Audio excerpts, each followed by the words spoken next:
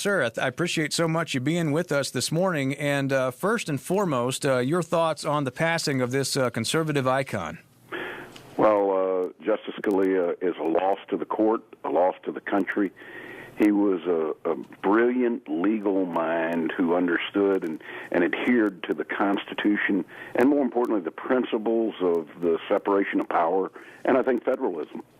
And Senator, of course, there are two sides to this. Of course, I mean, when this news is breaking on Saturday, I mean, everybody wants to be considerate and mindful of the idea that a family has lost a loved one here, and this is a man who, is admired and loved by many.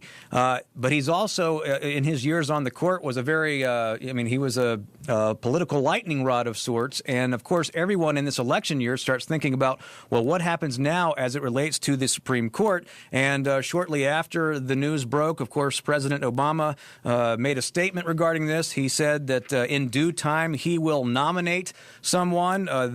People had speculated before he made his comments about whether or not the president might even decide to try to make a recess appointment. Looks like that won't happen, but he will try to nominate someone. And there are those on the other side of the aisle, your side of the aisle, that are suggesting that that's going to be a difficult process for the president. Well, it would be a difficult process. I think if you look back 80 years, you haven't seen a justice that was nominated and confirmed in the last year and a half probably, of any administration. So let me just say up front, it isn't going to happen. Mm-hmm. What the president does, that's his decision.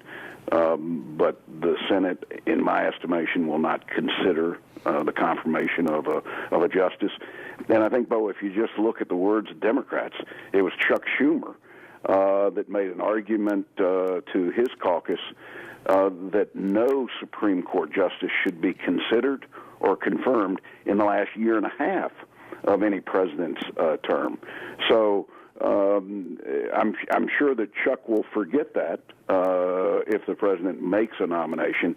But the reality is that this should, and it will, be part of this presidential campaign. And as weird to some degree as this campaign has been so far, you would expect another twist and turn. So this just adds to the intrigue of this presidential campaign year. Talking to U.S. Senator Richard Burr here on Charlotte's Morning News following the story over the weekend, the passing of Antonin Scalia. Now,